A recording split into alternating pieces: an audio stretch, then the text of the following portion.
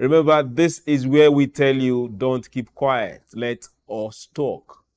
So we could go bitter talking, we could go sweet talking, we could go angry talking, but no matter what it is, we talk. We don't keep quiet. So it doesn't matter what's happening in your neck of the wood, we will talk. So welcome to SOUQ Pulse. Call your neighbors, your friends. It's time to talk. We've got a very short break, and I will spell out the topic and tell you the beautiful person that will be with us today on SOUQ Pulse. So don't go anywhere. We'll be right back.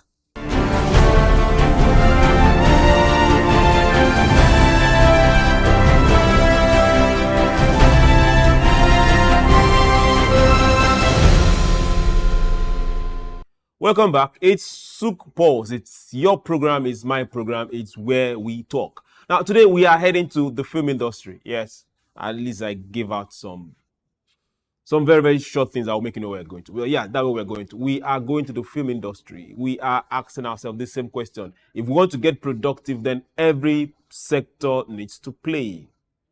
Every hand needs to get involved. And now we go to entertainment. Majorly film, our stories, our narrative. What are we shaping?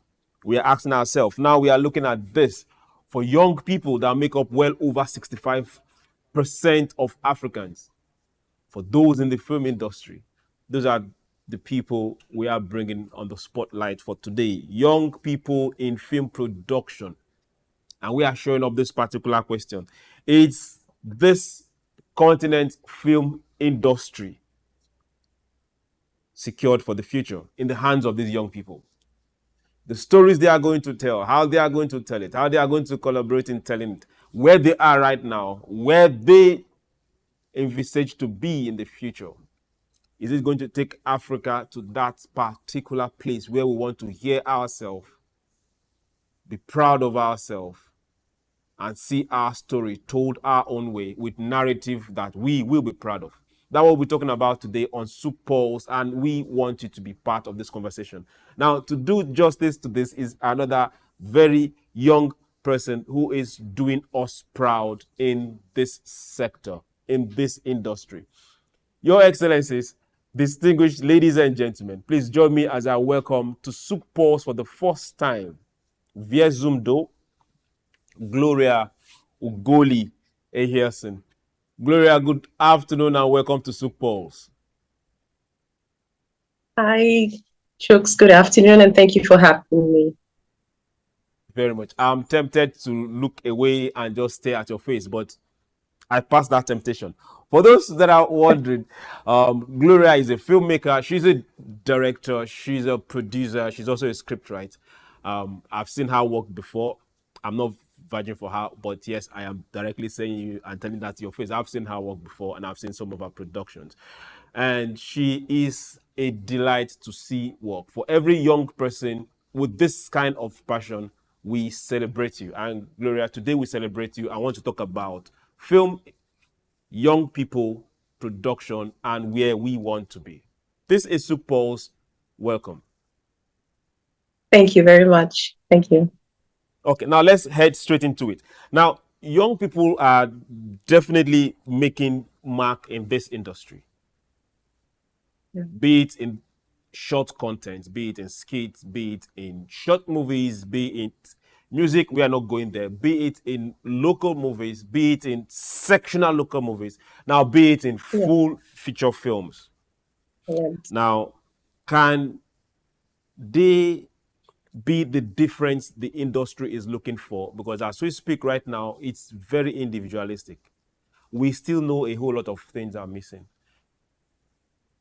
Are the young people the difference this industry is looking for?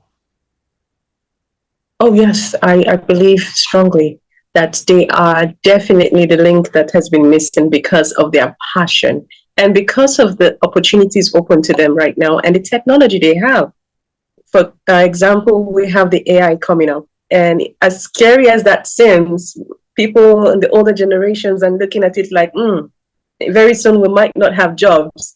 But with the younger people, we know that they could use this and leverage and take the industry to a much higher level in terms of making films that are groundbreaking, films that are innovative, films of things that we never dreamt of doing before. The young ones are doing very well with the technology they have, and I can't wait to see how much they will do. They are also privileged to have lots of access to finance, as much as some of them might say no, but yes, they do have a bit of access to finance, much more than we had growing back in the days, definitely, because they have access to finance. Like, for example, the grants coming up from the central bank, from the um, Creative and Culture Ministry of Creative and Culture Arts for the Chocolate City also. That's coming up next year. I can't wait. So yes, the young ones do have technology and they have access to funds and grants, and their minds are amazing. I have the privilege of training young people in film industry, and I have seen what they can do, and I hear their ideas that blows my mind, and knowing that they have the tools to achieve this with minimal efforts and minimal funds, it's amazing. Definitely the future is much brighter than it has been. Okay, the future is much more brighter than it has been. Yes, I think I see it right in front of me. Now let's go to some places most people don't know. Now you happen to be the CEO of Glado Streamline Streamline. Productions, and I know you've also done several works with several NGOs, be it the BBC, and some other places we might not want to step on. Now, this accounts for opportunities that are available for young people to acquire not just experience, but to also acquire connection. There is this particular trend that has been in the industry for a very long time, where the creative part is 100% divided or far away from the business side. With this generation, are we seeing that collaboration now? Because no matter how creative you are, if the business is not there, you are just another hungry fellow that's going to roam the street for a very long time. Are we seeing that collaboration or that hand-in-hand work between the creative and the business side of it? I think it's growing. It's still not there. I mean, way back in my time in film schools, there was no cost telling you film as a business. You know, there was no financial literacy course that we would take as producers. But in my own academy, for example, in Gladio Master Classes, we make sure that the producers, in fact, everybody not only has access to a training on intellectual property rights, but also on royalties and film as a business. And I think people are beginning to think about it that way, because we need to see film as a product. And I think they are beginning to see that. And I think they are actually beginning to think of how to monetize their products, how to monetize their content, their skits, their short films. And social media has just, broken and shattered all the distributions that we can ever think about. They have brought them open and closer to the world and to their target audience, and broadened the spectrum in terms of how many people they can reach in a short period of time. So yes, they are thinking about the money. However, like I did mention, it's important to think about the film and the content they produce as a product. So once from the script you're writing, you're already thinking, where is this film going to? What distribution and what festivals can I take it to? Who and what medium am I going to use it as to pass through it? Where am I going to take it to first? And then where? And then where? And how much am I going to make? How am I going to make money from merchandising and royalties and the soundtrack? And how am I going to make money from the branding in the film? So until we start thinking about film as a product, I think it's still going to be lacking. Everyone is still focused on the social media and monetizing their content, but there's so much more we can do right from the script and the filming that you can make a lot of money from, and also not just from the production itself. I think it's important to teach filmmakers and creatives, especially the young ones, financial literacy in terms of in savings and investment, so that you're not only rich when they pay for that production. You are investing. You are putting money that will bring back money. You're putting how many costumiers have a boutique where she sells shoes and clothes? How many sound guy has a a shop where he's selling ring lights and products to people that want to do sell content, or how many cinematographers have a barbing salon that's bringing in money daily. You understand? So we need to start thinking of expanding our production money and looking at production not just as a means of giving you money for just that product, but giving you money to help you invest in a product or a shop or in a business that can bring you daily pay. So that when the next film doesn't come, you still have money to eat. You're still looking good. You're still on point. So these are the kind of things I really believe we should start teaching the young generation and the filmmakers, so that we broaden our spectrum and see film not just as a one-off, but as a product we can use to make money. Because a typical filmmaker these days is thinking, okay, let me make money. I am a director, give me money for this 1.5 or 700, and that's it. He has spent it. But think about I heard this particular, I'll call it a phrase because it's more than one word, and it got me laughing. And most people will not understand this. As a businessman, that phrase daily pay is very important. very So tell me, how important is daily pay to the filmmaker?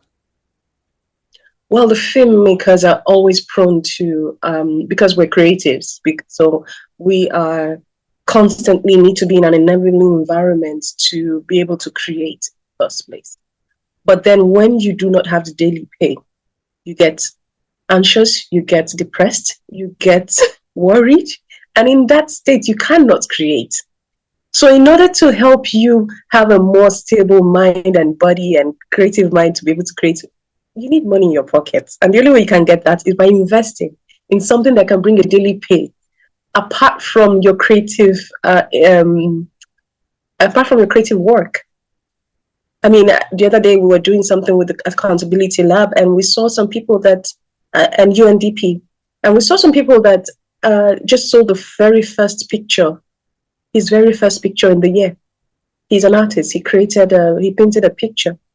And there are some artists too, some of my students that have so great ideas and they haven't gotten the money to shoot, and they are just frustrated with the training we have given them. And I'm telling them, just start something. Go online, look for a job online and write and get daily pay from that. And from that daily pay, you can still get money to make your movie, or get money to eat, get money to not, because first of all, the creative industry, especially the film industry, is being looked down upon by lots of people. Family and friends will not give you support. My family and friends give me support, but lots of people don't have it that way. And then when you're already looked upon as a failure, then you are broke. Majorly, Sweetheart. when they see you as a dependent, you come to them for the daily pay instead of you generating the daily pay. Now, this is one side of it that we need to reach out to people and let it sink in their heads. Your ability to take care of yourself as a creative is your number one key to freedom. And Yeah. whatever you have to do, wherever you need to start, they should start there. They shouldn't build dreams that they don't have pockets to fund. Start where you are. Now, let's bring this Exactly. back. In the older generation, those before this generation, those in the middle, don't add me to that mix. Now, we've seen this divide where it's spelled more like them and us. That's when it comes to this industry, the creative industry.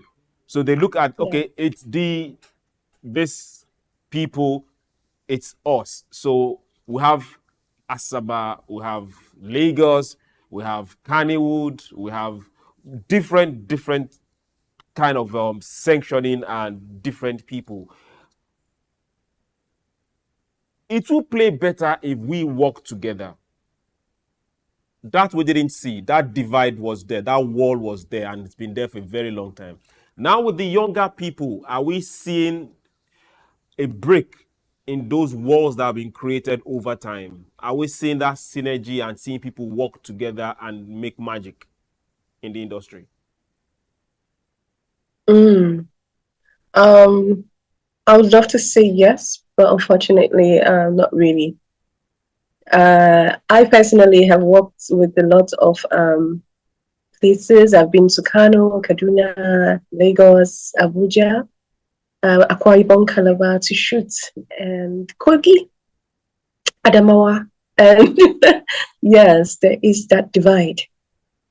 Even within sectors, even within film schools, graduates, there's still a divide. There's still a clique. There's still, but not dwelling on those problems, I think it's very important to have synergy. Synergy is one word I use a lot, even on my sets. The moment anyone comes on my set, because okay, we can talk about lack of synergy within the different Kannywood and Asaba Wood and Nollywood, but what about on your own set?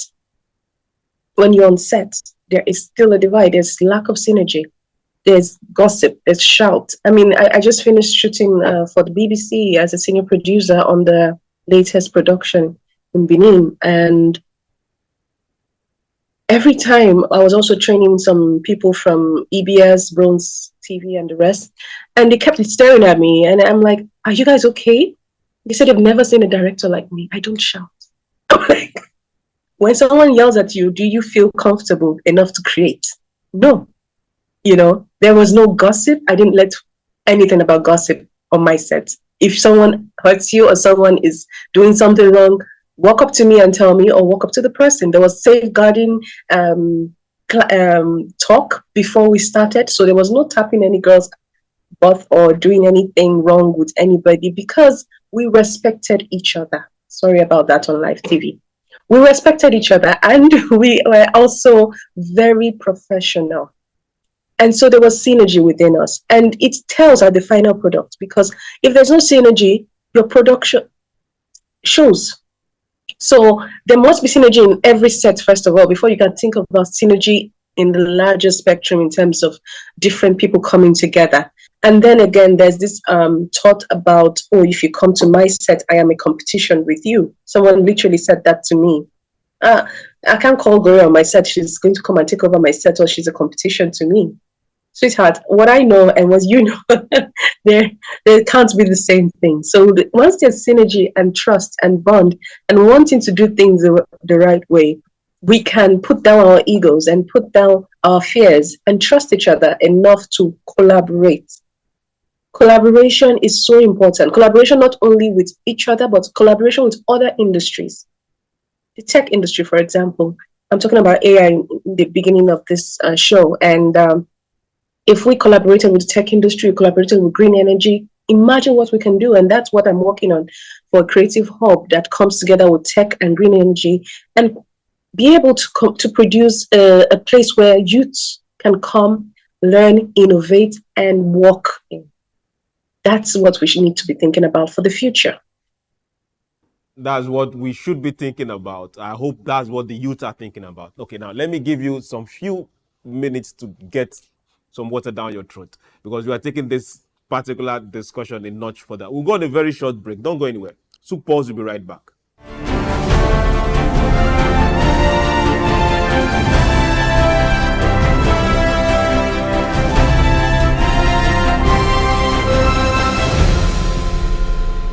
Welcome back. This is SOUQ Pulse, and we are looking at the film industry, and we are asking ourselves, are the young ones ready to take over?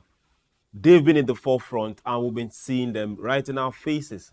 So is the future of Africa's film industry secure in their hands? We have Gloria, and she's been here and doing the do. So get your minds in the right places. Gloria, welcome back to SOUQ Pulse. Thank you, Chuks.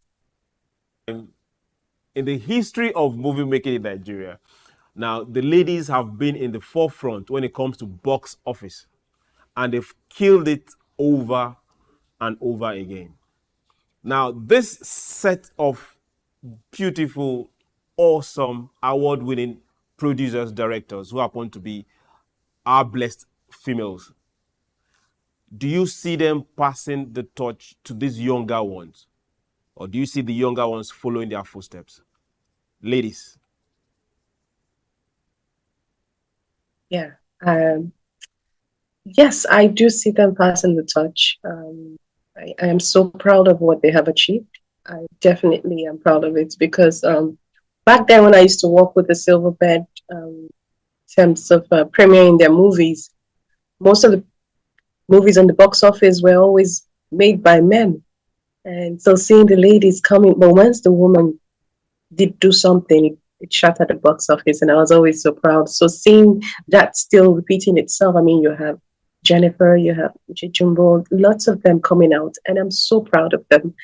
And passing it on, I think they are. I personally love to pass on my own knowledge to females. Females on my set really run away from me. That's the truth. They do run away from me because I would definitely focus on them and try to make them bring their best out. I have been to 4 different film schools, both in Nigeria and outside the country, and what I have learned to do was fight to be on the camera, fight to direct the production. Why? Because naturally, everyone would say, I mean, a guy literally said to me in class, Gloria, go do makeup or welfare for Christ's sake. Why are you struggling with me to shoot the camera? I'm like, sweetheart, we pay the same school fees. And as a producer, I need to learn what everything about camera is so I can know better as a director if I don't know the camera. So when I have girls on my set, when I have girls in my academy, my Gladio master classes, when I'm working for an organization and I am to train youths, I look for the females and I hold on to them very much because I tell them, go do sound. I tell them, go and do camera. And they're like, no, we're okay, we're doing makeup. I said, leave that makeup. Assistant, I want to be assistant cameraman. I want to be, no, hold the camera and try it out. It won't bite.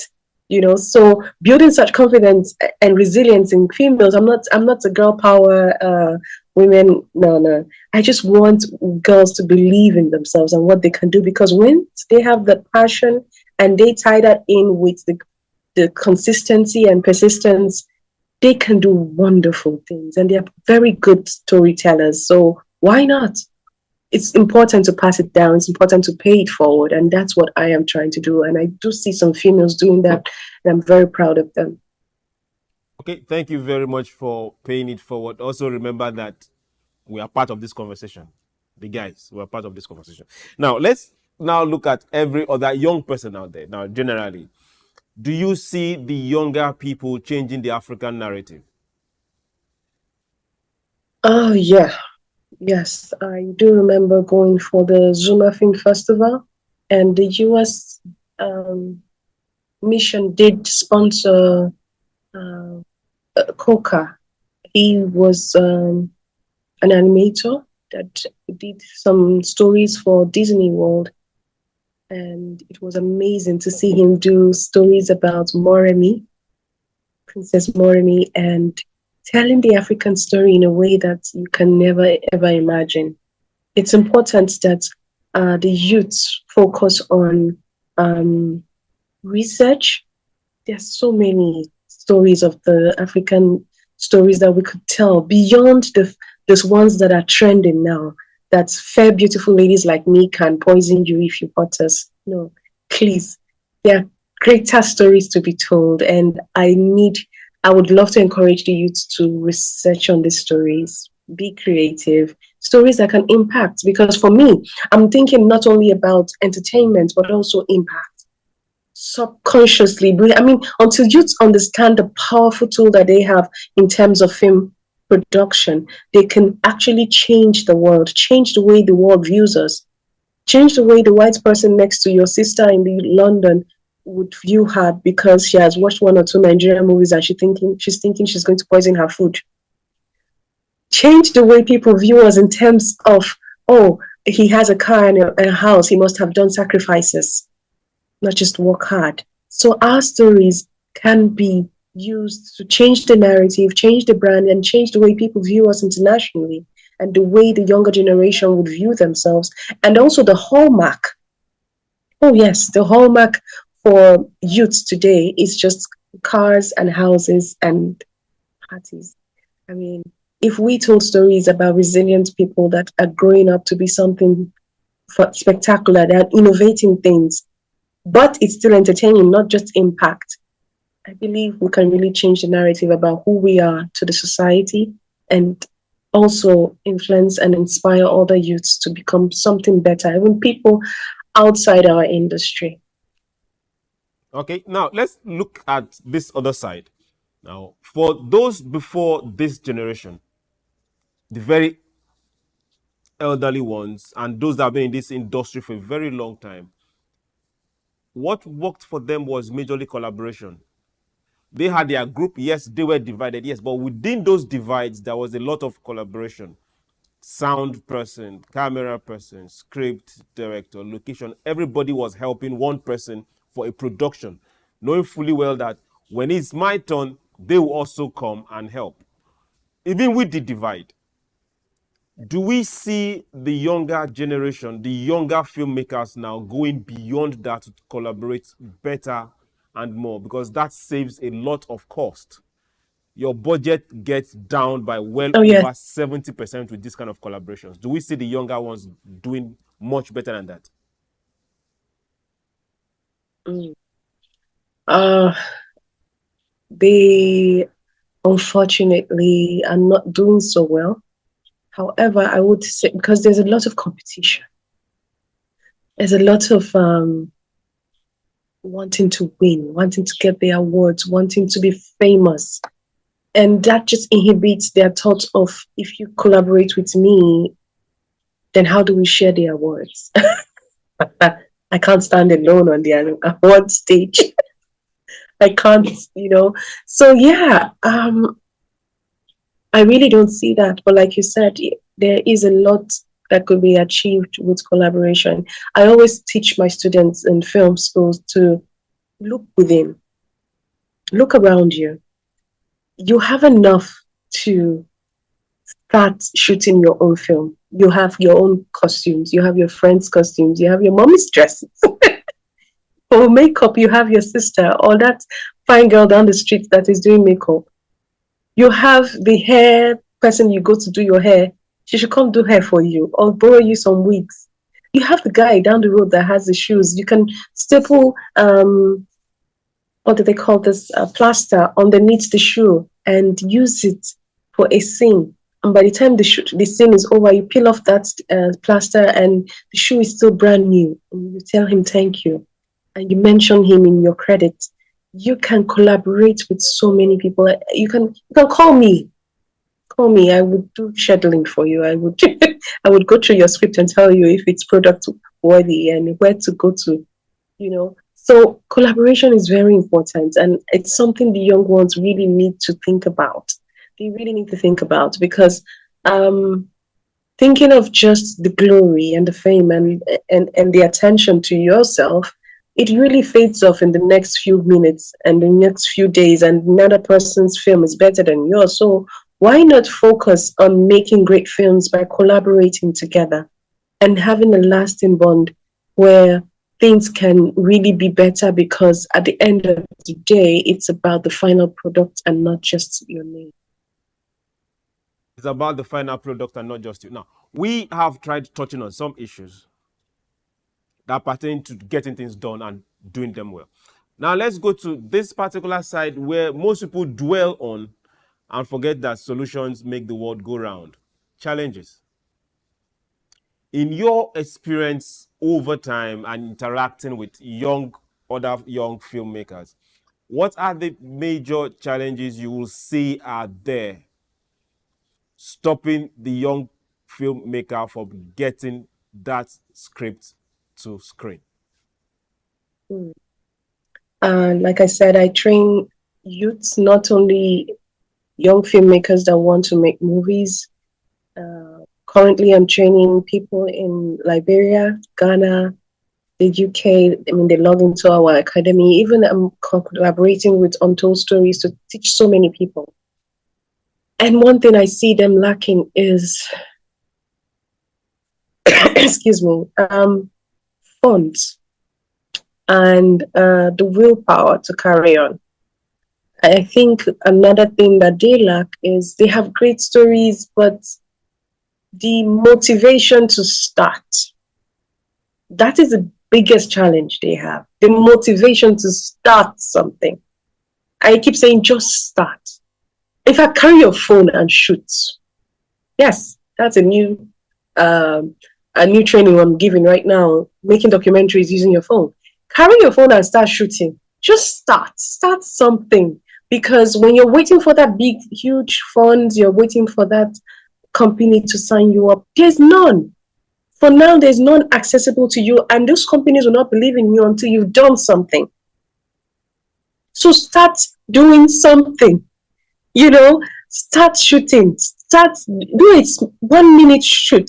It's 1 minute short film that has a great content, that has a good storyline, that has great acting, not just the celebrities acting in the film, but an actress with a very good talent to interpret your script, and you're using lighting of your normal 100 watts, and your LEDs from even your touch light from your phone can do a spotlight on your head, and you're shooting something because you're doing angles that are professional. You're doing edits that are so great, even with CapCut, as little as as great as CapCut is on your phone, you can edit great things. So start. I think that is one of the most important, one of the biggest challenge, the motivation. I could tell you money, but if you give some people, some youths money right now, they might still lack the motivation to start expecting much more, or expecting something bigger, or expecting this celebrity to be on my set, or expecting to travel abroad to shoot that scene. Start. The motivation is the greatest challenge Start they have. motivation before money. Okay, now we've heard and read this narrative for a very long time that the creative industry can stand side by side with oil and gas and do well.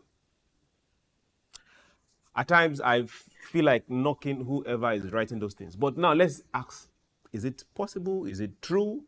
If we have the kind of environment, when I talk about the environment, I'm talking about structure and investment. Is it possible that the creative industry in Africa can generate that much? Everything is possible, especially in the creative industry. Creative industry is much wider. When you come to oil, you're looking at what? Diesel, kerosene, gas. But when it comes to in creative industry, you're looking at music, sound score, soundtrack. You're looking at lighting. You're looking at um, the garbs, the dresses, the costuming. You're looking at makeup. You're looking at skits, documentaries, advertisement. You're looking at shows. You're looking at music. You're looking at documentaries, short films. Social media is a huge business. It's a huge platform to make money from. You're looking at film festivals. So do I go on? I used to comparing it with just the gas, kerosene, and diesel. So until we see film as a product, we cannot see it as a business where we can make money from. And it's a huge business. If we are professional about it, if we do things the right way, and if we collaborate together, definitely every part of the industry, and only just the film industry itself, can produce a lot of money. And there's an interest in it. There's an interest in the terms of the target audience that wants to view your production.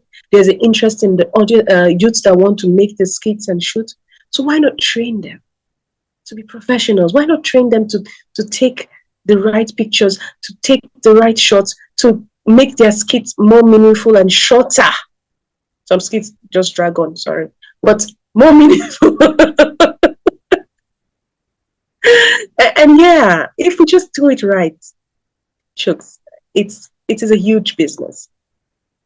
Talking Okay, about thank you. tours, Now, for those that are wondering, SOUQ Pulse will say we get productive. That is the goal. The goal is to get Africa moving, is to get us grinding, is to get us looking at every other continent or countries out there and tell ourselves we can't keep sitting on our butt. We stand up and we walk. You're shocked to hear that from me. Don't worry. This is SOUQ Pulse, where we talk.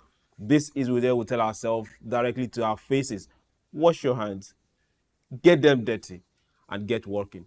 I want to say thank you very much for coming in. We went to the entertainment industry. It's a good, beautiful Friday, and we tell ourselves it doesn't matter the sector. As long as we can play, then let us play. Thank you very much for coming to SOUQ Pulse, Gloria. It's been my pleasure Thank you. So and our pleasure, the entire crew, having you. Thank you.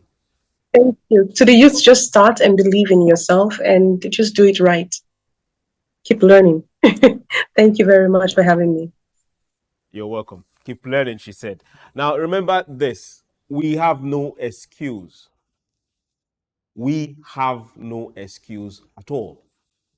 So get up and work. And for every creative out there, collaborate. If it's script you have, if it's difficult, sell it. Don't hold too tight to it. The longer you hold to an idea, it disappears to another head. That is the way it works. But if you have an idea you can't bring to life, look for collaboration. If it's difficult, sell it. Another will come. But don't stay stagnant. We have to work. Don't wait for the perfect time. There will never, ever be one. And remember, the person you're looking at and think help can't come, that might be where the help is. I'm talking to creatives right now. And to every young person out there, killing it, well done. Remember, you came from somewhere. So assist those that are behind you. To everyone that has been part of this production today, I say thank you very much to every crew, to Black, to Shola, to Godson, Patrick, Chike. Yes, you heard your name. To Gladys, thank you very much. To Austin, thank you. Remember, this is the weekend. Be your brother's keeper. Get Africa moving. Get your hands dirty and get it to work. We love you here on SOUQ News, and this is SOUQ Pulse telling you we'll do this again on Monday. Be nice. Bye.